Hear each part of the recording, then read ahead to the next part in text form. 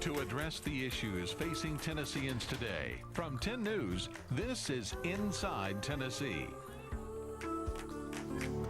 Good morning and welcome to Inside Tennessee. My colleague John North and I are pleased to have you with us this morning.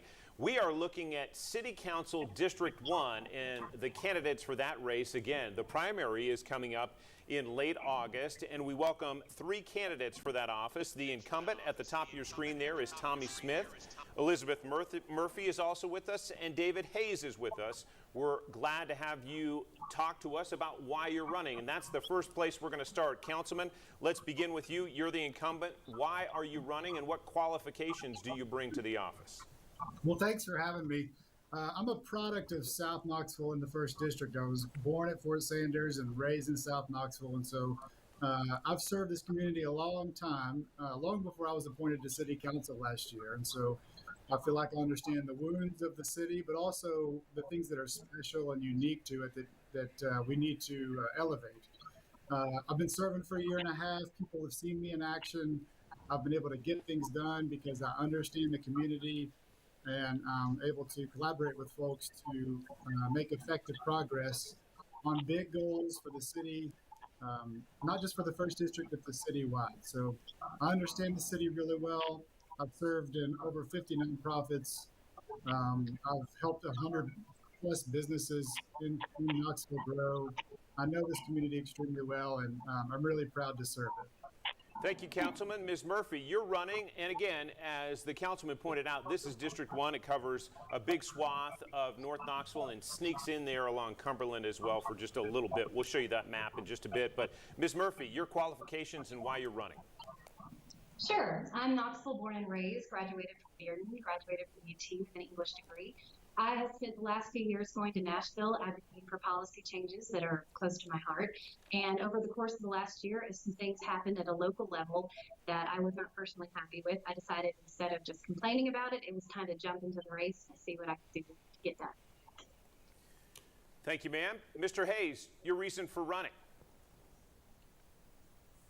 Yes, my name is David Hayes, again running for the City of Knoxville City Council District 1, and I've lived in the District 1, the 1st District, my entire time in Knoxville, South Knoxville and UT Fort Sanders area, and I'm running to make sure Knoxville works for all of us. I'm a working class citizen, I'm a person of color, and a lot of our voices haven't been heard, so I want to make sure that we have things like a democratic city budget, affordability in Knoxville, and we have safety for all violence. And unfortunately, the status quo isn't giving us that, so we need to make sure we empower ourselves to make decisions for ourselves. So glad to be here.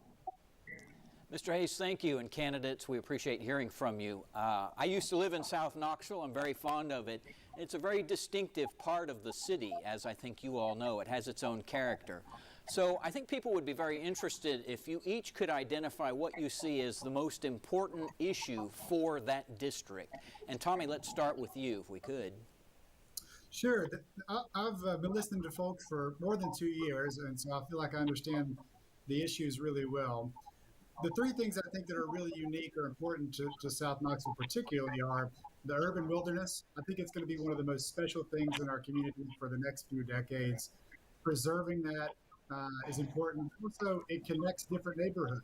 There are about 9 neighborhoods in South Knoxville, and the trails have not only been able to connect bikers and hikers, but also communities and neighborhoods. So that's extremely important. South Knoxville particularly needs safe Chapman Highway. And that just doesn't mean traffic safety. It also means we need to put small businesses in a lot of the blighted buildings on Chapman Highway. I've recruited small businesses to act for Chapman Highway, and there's just got a lot of opportunity for local businesses to be there.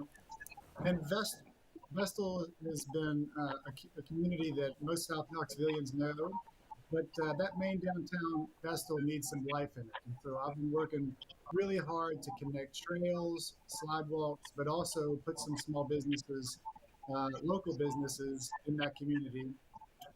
Beyond that, I think youth violence is everybody's problem. And I think litter particularly is something I'm passionate about, not just in South Knoxville, but across the city. In the 1st District, just to piggyback on the South Knoxville angle, John, Fort Sanders particularly needs preservation of its historic buildings and neighborhood. and Cumberland Avenue always needs more parking and safety. So those are the big issues I've heard from people for years. Thanks, Ms. Murphy. Can we hear from you now? Sure. So as I've been door knocking, one of the first things I ask the person at the door, their main concern, what is something that they're seeing in their neighborhoods that bothers them? And it comes down to safety. So ever since the homeless camp was broken up under the I-40 underpass, the homeless continued to move into South Knox. That was always an issue, and unfortunately it's become a bigger one. The second thing to say is police presence. Right now, our city police are down. So seeing through police training school, and they either stay for a couple of years or they leave very quickly, and it goes to a place where they can be better supported, have better benefits, or make more money. You know, we see people going to work in Oak Ridge, Alcoa, Maryville. When I talk to the FOP, this is their main complaint, that under the current city administration, not supported. And unfortunately, unless we support them, we're not going to have quality candidates to come in and fill those cadet seats, because nobody's going to want to do it. And how do we bring in development? How do we bring in new citizens if they don't feel like they're going to be safe in Knoxville? And I think that really reverts back to how the police are just not being supported. And while I can recognize that there are not all police are quality, and I'm not saying that we should give them any leeway when mistakes are made, but we do need them. I'm a big advocate for having more police presence in South Knox, because that's what people at the door are telling me they want. Thanks, And Ms. in regards Murphy. to I suspect we'll be talking more about police as well sure. as the show goes on. And then, Mr. Hayes, if you would like to tell us what you think is most important in that district. Yes, so there are many things, poverty being among one of the highest things. We have a high poor and working class percentage in South Knoxville in District 1. And part of the resolutions to that is making sure we're investing more in social services and things that actually address the root causes of things like violence. For instance, with homelessness, it's not appropriate to just have a policy of criminalizing them or moving them around the city. We actually got to look at how we can actually put them in homes and give them the services they need, and making sure that when we have development in South Knoxville, we don't have gentrification. Along with poverty, we have gentrification, of which a lot of this development is happening where neighborhoods and residents don't have any say in what's going on, don't have any say in the development. They're being priced out of their homes and seeing things come into their neighborhood that don't benefit them. So those are big issues, and like was mentioned before, safety.